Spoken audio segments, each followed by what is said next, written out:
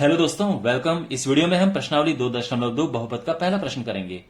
तो आपके सामने ये कुछ बहुपद हैं। हमें इन बहुपदों के शून्य ज्ञात करने हैं और इनके शून्यकों और गुणांकों के बीच में जो संबंध है उसको सत्यापित करना है। तो पहले मैं तो आपको क्वेश्चन का मतलब समझाता हूं। देखो, आपके पास कोई भी समीकरण हो सकता है। मैं पहला ही ले लेता हूं। ये बहुपद है, ठीक है। तो इसके कुछ मान आएंगे। इसके तो मैं एक इसका अल्फा आएगा और एक बीटा आएगा, ये मैं इसको मान लेता हूं, ठीक है। कोई भी दो इसकी वैल्यूज जो आएंगी, एक अल्फा एक बीटा है, इनको हम कहेंगे शून्यक, ठीक है। कि मान लो इसका जो मान है, फॉर एग्जाम्पल एक का 4 आता है, -2 आता है, तो आप कहते हो कि जो ये चीजें हैं ये इसकी शून्यक है, और एक को आप मान लेते हो अल्फा और दूसरे को मान लेते हो बीटा। ये तो है शून्यक। अब गुणांक क्या होते हैं? तो देखो, इनके आगे जो लगे होते हैं उनको गुणांक कहते हैं। तो यानी जब हमारे पास ये बहुपद है, इसकी तुलना हम करते हैं A X square plus B X plus C से। तुलना करने पर आपको इसके गुणांक मिल जाते हैं कि एक्स स्क्वायर का गुणांक क्या है, यानी ए क्या है, 1 है। जो एक्स है उसका गुणांक यानी बी क्या है, वो -2 है। सी क्या है, वो -8 है। इन्हें कहते हैं गुणांक। ए बी सी ये गुणांक हैं और अल्फा बीटा ये शून्यक हैं। आप समझ गए, ये शून्यक हैं और ये गुणांक हैं। अब इनमें जो संबंध है उसकी सत्यता की जांच करनी है। तो पहली बात तो यह है कि इनमें संबंध क्या है जिसकी हम जांच करेंगे।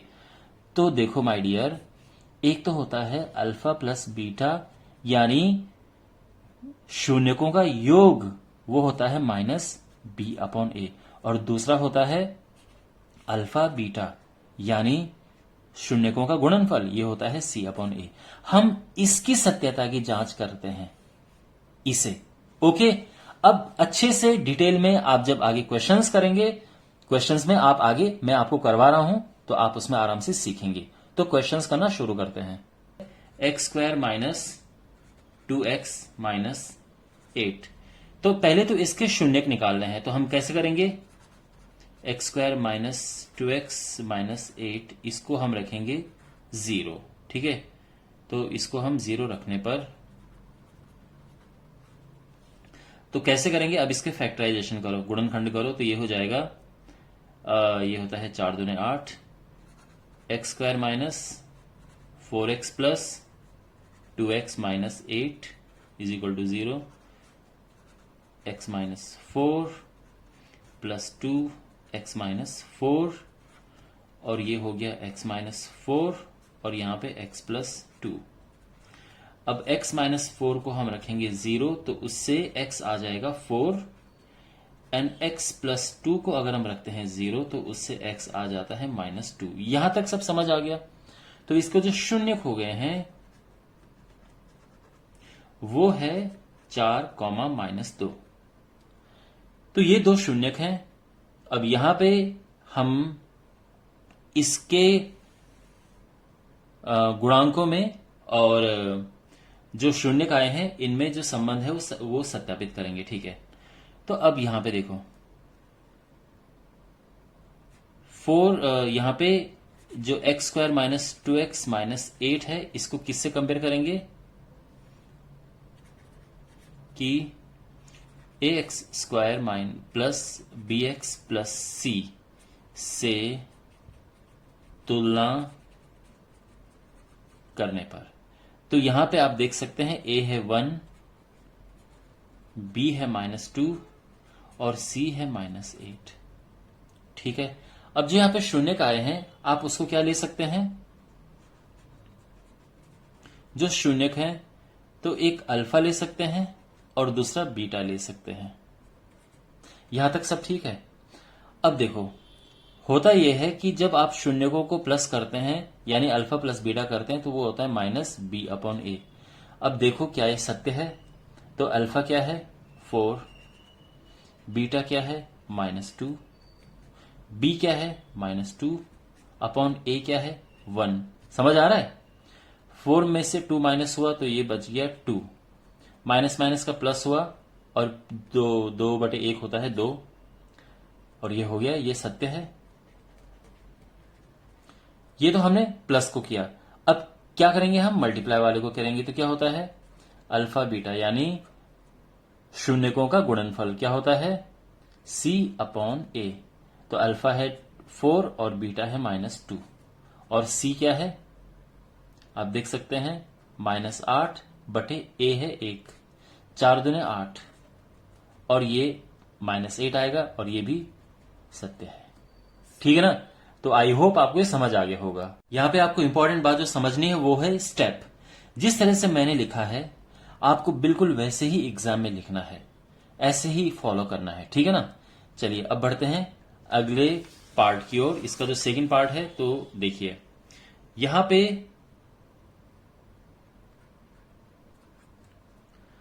4s square minus 4s plus 1 ये है। ठीक है। तो अगेन इसके पहले शून्य निकालते हैं। तो 4s square minus 4s plus 1 इसको रखते हैं 0। तो ये हो जाएगा 4 एकम 4, हाँ 4s square minus 2s plus 1 0। यहां से 2s कॉमन लिया तो बचा 2s माइनस 1, यहां -1 कॉमन लिया बचा 2s माइनस 1।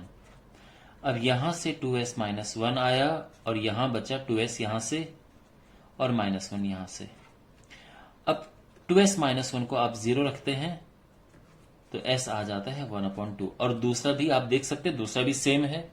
तो यानी जो इसके शून्यक हैं वो क्या आएगा 1/2 और 1/2। ठीक है। अच्छा अब यहां पे 4s square minus 4s plus 1 है, इसकी तुलना करेंगे a s square plus B S. अब इन्होंने x की जगह पे s लिखा हुआ है तो आप कंफ्यूज मत होना, प्लस c से ए बी सी। तो a हो गया 4, b हो गया -4 और c है 1। ठीक है ना। तो अब शून्यकों का अब देखो यहां पे जो शून्यक है वो भी है, एक अल्फा ले लो 1/2 और दूसरा बीटा है वो भी 1/2 है। यहां पे अल्फा प्लस बीटा जो है वो क्या होता है ये याद रखना। ठीक है। हमेशा -b/a होता है। अल्फा है 1/2, बीटा भी 1/2 है और -b/a, b यानी -4 और c यानी ध्यान से देखो सॉरी a होता है। ठीक है। तो a है 4 -b/a, ध्यान रखना। तो जब आप इसे प्लस करेंगे तो क्या आएगा, इसको प्लस करने पे आएगा 2/2 और ये माइनस माइनस का प्लस हो गया 4/4। तो बेसिकली कट के ये आ जाएगा 1 = 1 और ये सत्य है। इसके अलावा हम किसे करेंगे, एक तो ये है और दूसरा क्या रिलेशन होता है, शून्यकों का गुणनफल c/a। ठीक है ये वाला। तो देखो अल्फा क्या है 1/2, बीटा भी 1/2 है, c हमारा 1 है और a 4 है। ये 1/4 होगा, 2 दूने 4 और ये राइट हैंड साइड तो पहले से 1/4 है तो ये भी सत्य है। तो इसका मतलब ये सत्यापित हो चुका है। ठीक है ना। अब इसका करते हैं तीसरा पार्ट।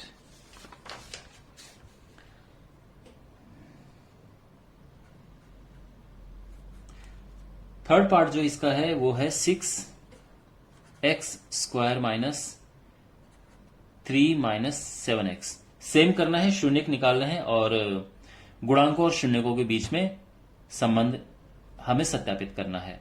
तो देखो यहां पे 6x स्क्वायर, देखो एक चीज आप यहां पे देखो x लास्ट में लिखा है तो हमें उसको थोड़ा पहले लेके आना है, एक प्रॉपर वे में बनाना है। इसको हम 0 रखेंगे तो ये होता है 6 × 18 9 दूने 18, हाँ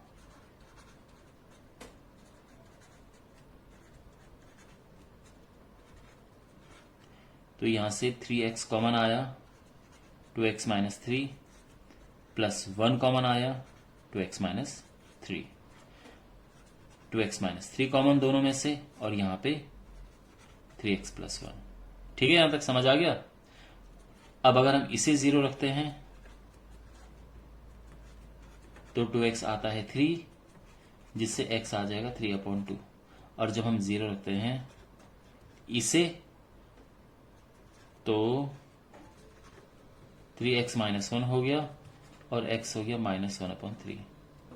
एक जीरो को ले लेते हैं अल्फा और एक को ले लेते हैं बीटा, ठीक है ना।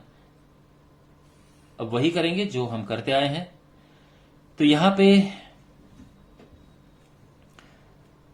6x² माइनस 7x माइनस 3 है, इसकी तुलना करेंगे ax² plus bx plus c से। तो यहां से a है 6, b है -7 और c है -3।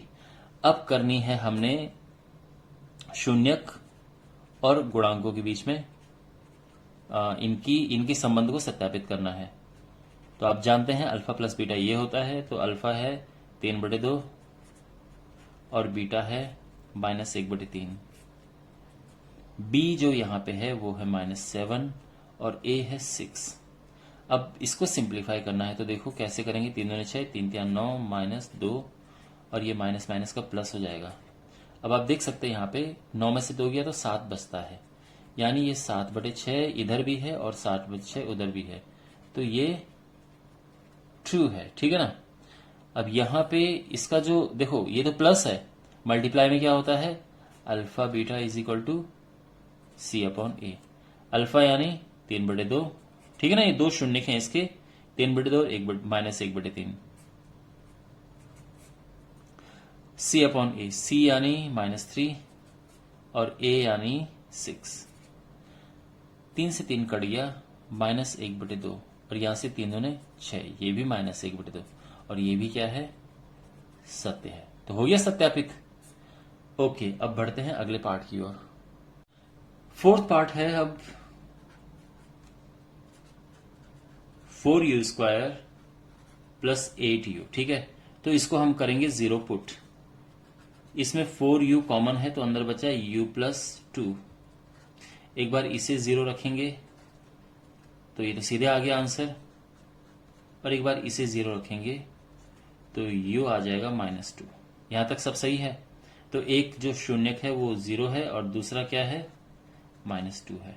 तो ये शून्यक आ गए हैं, ठीक है ना। मतलब अगर आपको शून्यक अलग से लिखने हो तो ये हो जाएगा 0, -2। एक को हम अल्फा नाम दे देते हैं, एक को बीटा नाम दे देते हैं।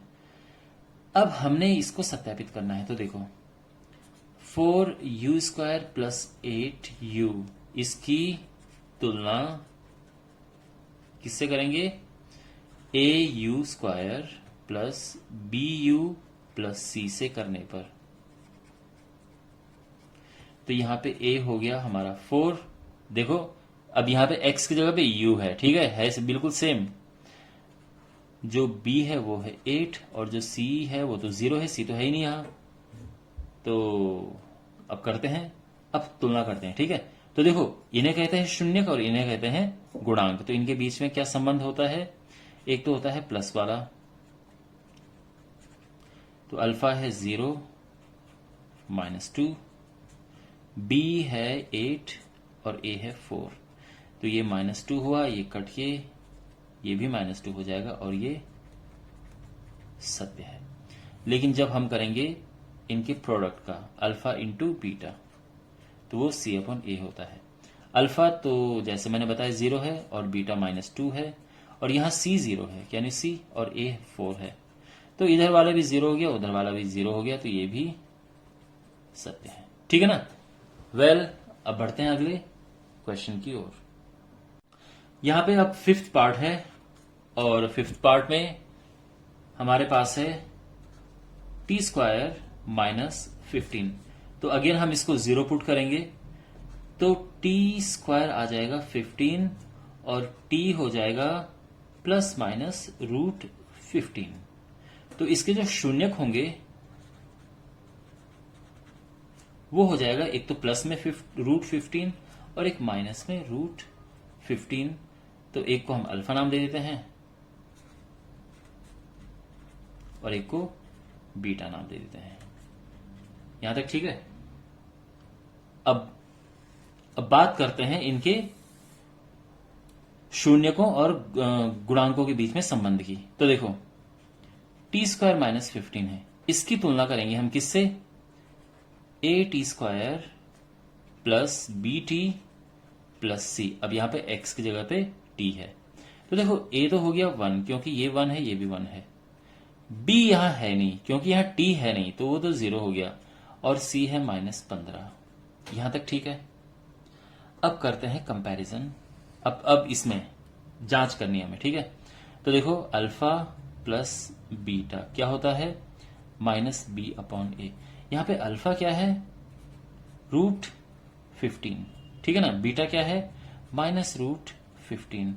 और b यहां पे आप देख सकते हैं 0 है और a यहां पे 1 है, तो ये भी कट के 0 आ गया और राइट हैंड साइड भी 0 आ गया, तो ये है सत्य, ठीक है। और जब हम बात करेंगे मल्टीप्लाई की अल्फा बीटा, तो ये क्या होगा, c/a। तो अल्फा ये है √15, बीटा -√15 है, तो इनका जो प्रोडक्ट है c क्या है, -15 और a है 1। अब देखो इनका गुणा करोगे, √15 इंटू √15 15 होता है, तो माइनस का 15 आ जाएगा, और राइट हैंड साइड तो -15 है ही, और ये भी क्या आ गया, सत्य, ठीक है ना। तो आई होप ये आपको समझ आ गया होगा। अब करते हैं इसका लास्ट पार्ट। और यहां पे हमारे पास जो इक्वेशन है, जो क्या कहते हैं बहुपद है, वो है 3x² - x - 4। तो इसको 0 रखने पर अब देखो इसके भी फैक्टराइजेशन होगा। 3x² - 4x plus 3x - 4। यहां पे हम कॉमन लेंगे x, तो बचा 3x - 4। 1 कॉमन लेंगे, 3x - 4, ये हुआ और ये हुआ। 3x - 4 हो गया 0, और इससे x आ गया 4/3। x + 1 हो गया 0, और इससे x आ गया -1। तो ये तो हमारे शून्य का आ गया, ठीक है, एक अल्फा एक बीटा। ऑलराइट, अब जो हमारे पास ये है 3x² - x - 4 = 0। नहीं, 0 नहीं, 0 हटाओ, ये बहुपद जो है, ठीक है ना, उसकी तुलना करेंगे ax² plus bx plus c से, ठीक है, इससे इसकी तुलना करेंगे। ओके, अब यहां पे आप देख सकते हैं a है 3, b है -1 और c है -4। अब वही करेंगे, alpha plus beta = -b/a। Alpha है 4/3 और बीटा है -1, और यहाँ पे b है 1 और a है 3। इसको सिंप्लीफाई करेंगे तो 1/3 आएगा, और यहाँ भी 1/3 आएगा, तो ये सत्य है। समझ गए ना, ये 3 × 3 हुआ, 4 में से 3 गया 1, 1/3। और अब इसका प्रोडक्ट करेंगे मल्टीप्लाई, तो अल्फा बीटा होता है c/a। अल्फा यानी 4/3 और बीटा यानी -1, और c क्या है, -4/a क्या है 3, तो ये होगा -4/3 = -4/3, ठीक है ना, और ये भी सत्य है। ओके, वेल, आई होप ये क्वेश्चन आपको अच्छे से समझ आया होगा, और अगर कोई डाउट हो कमेंट बॉक्स में पूछना। थैंक्स फॉर वॉचिंग, एंड मिलते हैं अगले वीडियो में।